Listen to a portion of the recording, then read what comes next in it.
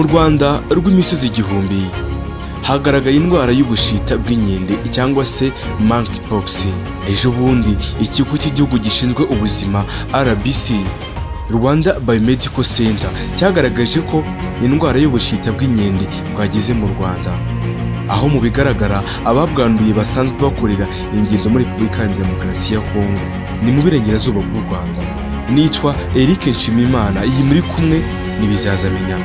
Menya ubuvumbuzi, siyanse, ubushakashatsi bucukumbuye, amateka n'ibyegeranyo, imikino n'imyidagaduro, politike n'ubuzima bw'isi, n'ahandi wabisanga atari kuri bizazamenya. Weho komeza ukore subscribe, ukore share, nibishoboka uduhe igitekerezo cyangwa se comment. Nawe kandi ukoze subscribe aka kanya, menya ko utangiye urugendo rwiza rwo kumenya ubuzima bw'isi n'abayituye. Muhaye ikaze.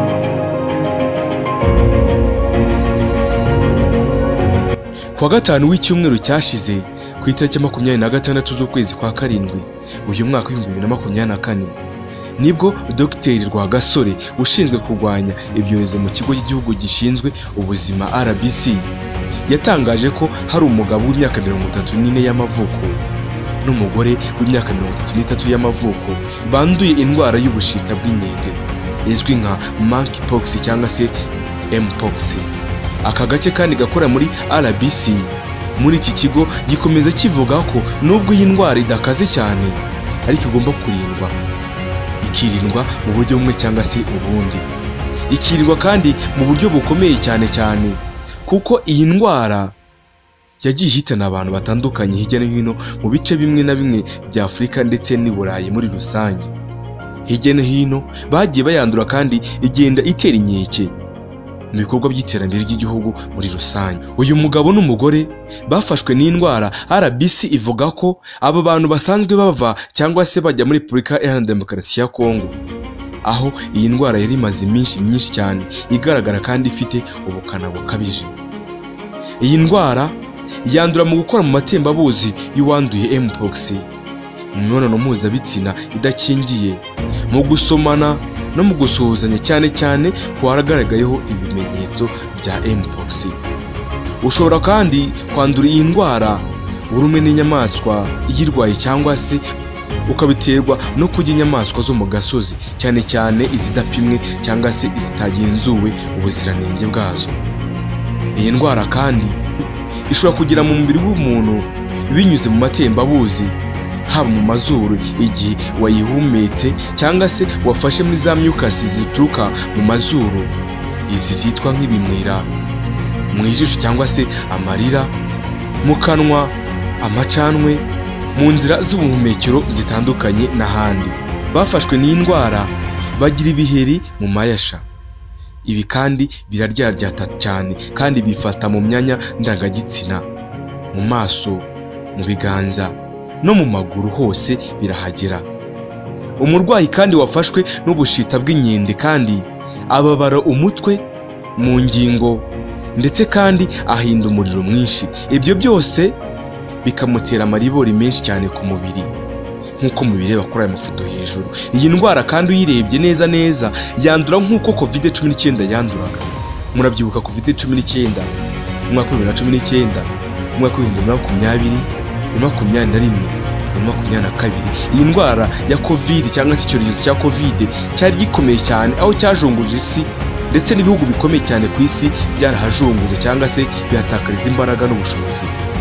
Dr Rwagasore wo mu kigo cy'igihugu cy'ubuzima mu Rwanda RBC akomeza avuga ko mu rwego rwo kwirinda iyi ndwara ari ngombwa kwirinda gukorerana imibonano mpuzabitsina n'umuntu wese ufite ibimenyetso, kandi abantu bagomba kongera gukaraba intoki kenshi cyane bakoresha amazi menshi kandi meza ndetse n'umuti w'isabune neza cyane. Guhabwa urukingo rwa smallpox nicyo gifatwa nk'urufunguzo rwarinda umuntu burundu kwandura monkeypox cyangwa se ubushita bw'inkende. Gusa igiteye inkeke n'ubwoba mu mitima ya benshi kuri ubu, inkingo zakoreshwaga mu gihe cy'icyorezo cya smallpox ntabwo zigihari, kuko aka kanya hashize imyaka igera kuri 40 ziranduwe burundu cyangwa se iki cyorezo nacyo kiranduwe burundu ku isi. Kugeza ubu nta buvuzi buzwi bwihariye bushobora guhabwa uwanduye indwara, ndetse bivuga ko ari nayo ubwayo ishobora kwikiza gusa, ntabwo byizewe neza 100%. Iyi ndwara ntabwo biramenyekana neza cyangwa se ngo byizerwe 100% ko uwayanduye ashobora kuyikira burundu yikijije ntabumukirije.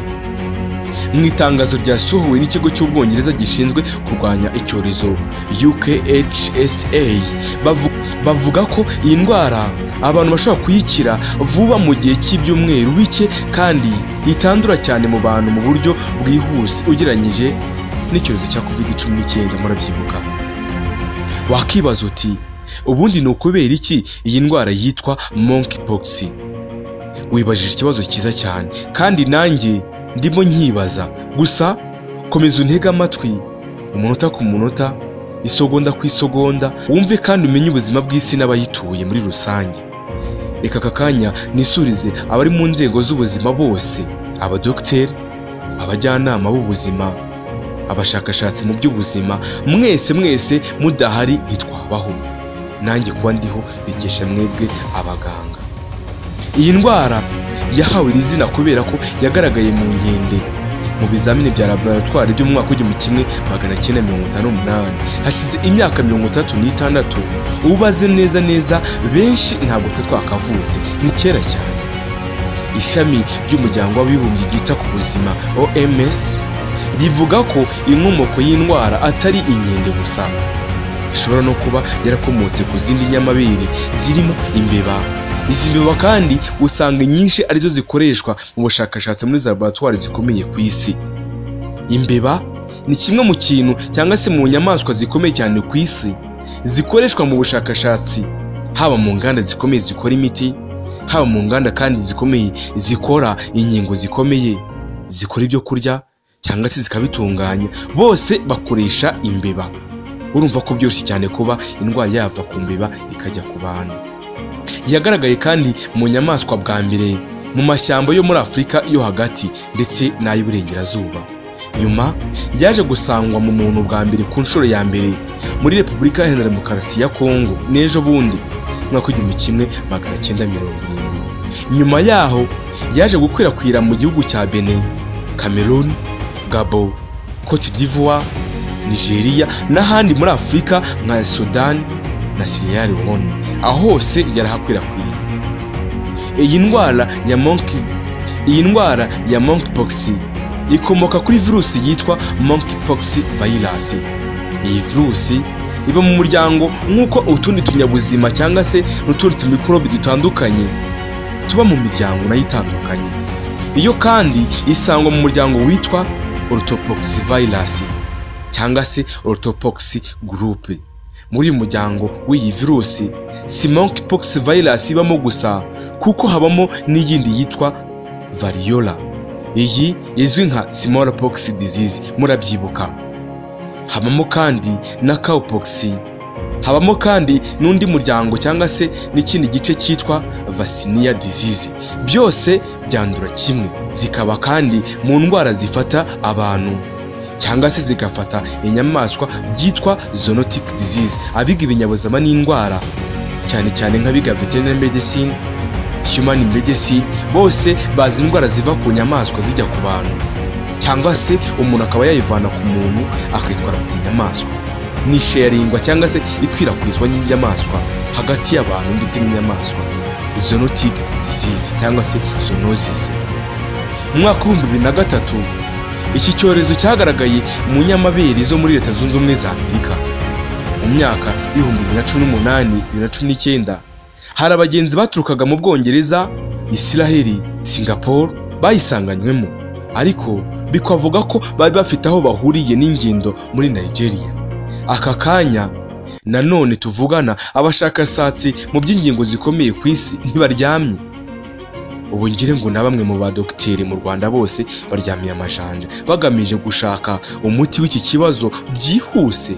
Gusa hari inkingo nshya zakozwe n'ikigo cya Bavarian Nordic ndetse ziherutsirwa n'umuryango w'ubumwe bw'Uburayi na Leta Zunze Ubumwe za Amerika, Canada, aho izi nkingo zifite amazina y'ubucuruzi zitwa Imvanex, Genops na Imvamune. Gusa inkingo zaboneka zitaboneka, twese nk'abanyarwanda kuva ku muto kugeza ku mukuru twarwanyije COVID-19, twongera kandi kubikora neza birakunda kandi turashoboye. Byose ni isuku. Wibuke ko umunyarwanda yavuze ngo kwirinda biruta kwivuza. Karaba amazi meza n'isabune kandi kenshi cyane. Wirinde gukora ku matembabuzi iyo urwaye iyi ndwara. Nitwa Eric Nshimiyimana. Iyi ni Bizazamenya. Reka tubashimire mwese mwaduteze amatwi.